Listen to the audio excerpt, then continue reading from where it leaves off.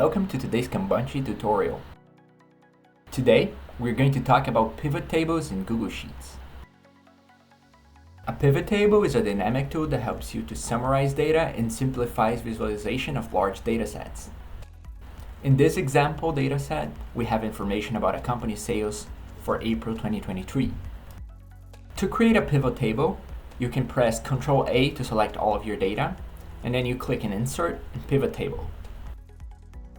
The next step is to configure a pivot table. We can add metrics to rows, columns, and/or values.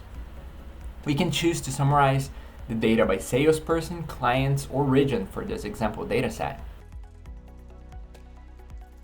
There are endless ways we can combine our data to create different visualizations.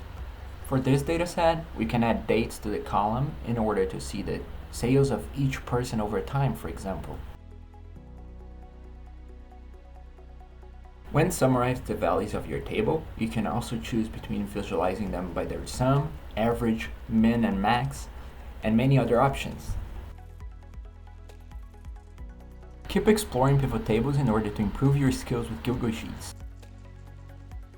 Thank you for watching today's Kanbanchi tutorial, and I'll see you in the next video.